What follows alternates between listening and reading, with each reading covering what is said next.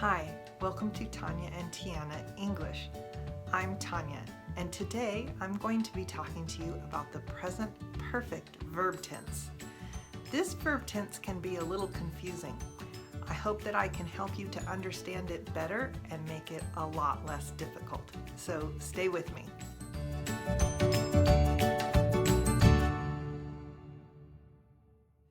One of the things that makes this verb tense so confusing is the name.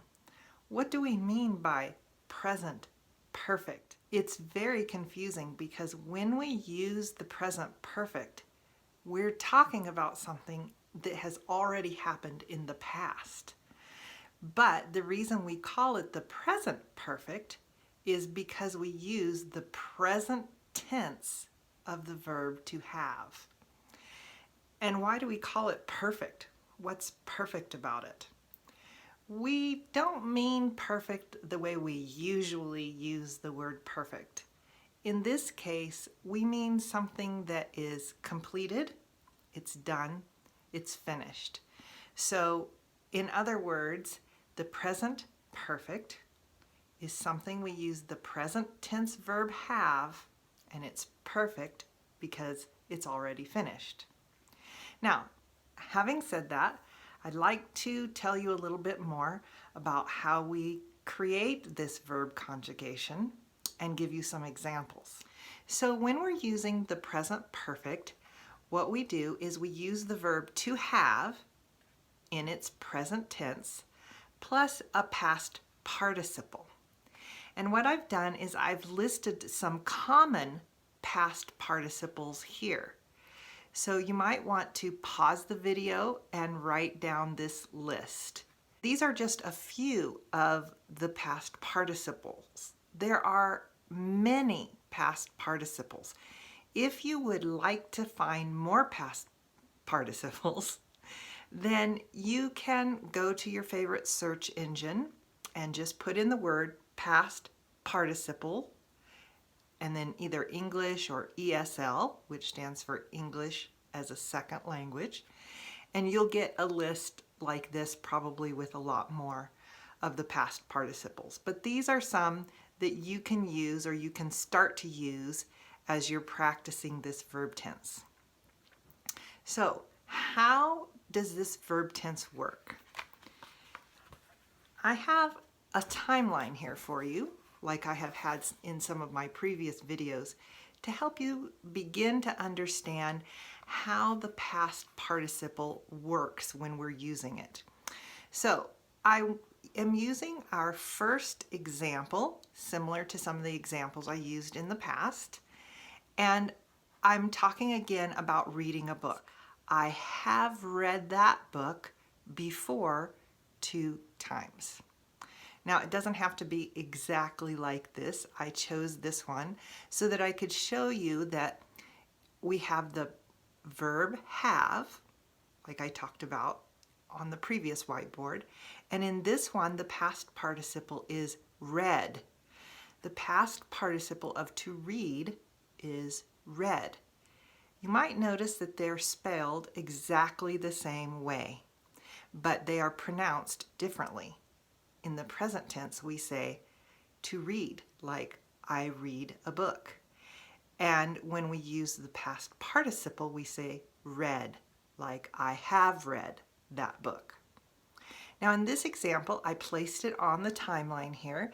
You can see we have the future, here's now, and I have read that book 2 times is represented by these 2 squiggly lines, because we're not exactly sure when I read the books, or when I read the book, I should say, based on what I said, because I did not give a specific time.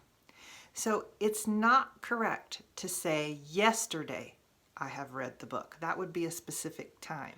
When we use the present perfect, the time is not specific. It's just some time before now, and it's already finished. I have another example to help you understand one of the things that confuses people about this verb tense.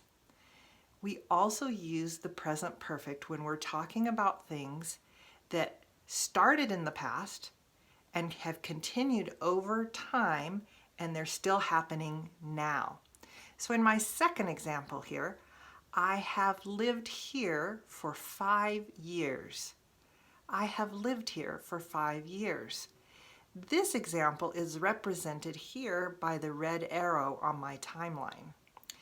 Sometime in the past, in this example 5 years ago, I started living here. And I have lived here for the past 5 years, and I'm still living here. Now, based on this sentence, we don't know if I'm going to continue living here. Probably I will continue living here. But the sentence expresses what I have done over a period of time, and it's still happening now. Another thing I'd like to help you with is how the verb have is used in the different conjugations. So basically, we have I have, you have, he, she, or it has, changes there. We have, you all have, or sometimes you might hear people in the southern part of the United States say, y'all have. We also use that in other parts of the United States, but it is more common in the southern part of the United States. And then also, they have. So if you notice the pattern here, the verb stays the same as it is conjugated in everything except for the third person here, where it changes to has. So that makes it a little more easy to remember. Okay, a couple more things to help you with this verb tense. There are a few adverbs that you will regularly hear when we use this verb tense. For instance, already, never, so far, and yet. Those are just 4 adverbs that you might hear associated with this verb tense.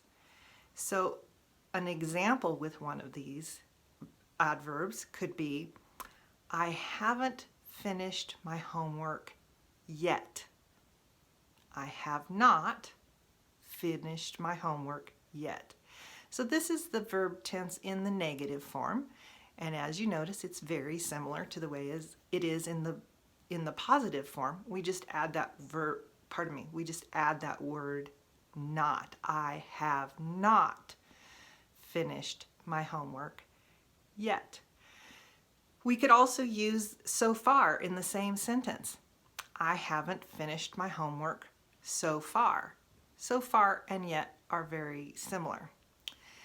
If we wanted to use the adverb never in the same sentence, we might say, he has never finished his homework on time. Or if we wanted to use the word already, we could say, we have already been working on this project for 3 years. We have already been working on this project for 3 years. You'll notice that is similar to the sentence about I have lived here for 5 years. When in that last sentence, we have already been working on this project for 3 years. We've been working on it for 3 years, and we're still working on it now. A common mistake with this verb tense is to use a different form of the verb where you need the past participle. So an example of a mistake could be, I have already saw the movie. This is not correct. We don't say I have already saw the movie. Do you know how you could correct this sentence and make it into a correct present perfect sentence? Pause the video and think about that for a minute if you need to. The correct form of this sentence would be, I have already seen that movie. So we changed the word saw, which is the past form of I see. We could say I saw if we're talking about simple past. But in this case, we're saying I have seen. so we need the past participle seen to replace the word saw. All right, it's your turn to practice. Tell us in the comments, what are some grammar rules or some vocabulary that you have already studied in English? So you might say something like, I have already studied the past tense, or I have already studied certain vocabulary words. You might list them off. I have studied vocabulary words for clothing, or I have studied fill in the blank. Tiana and I are always wanting to make videos that are helpful to you in learning English.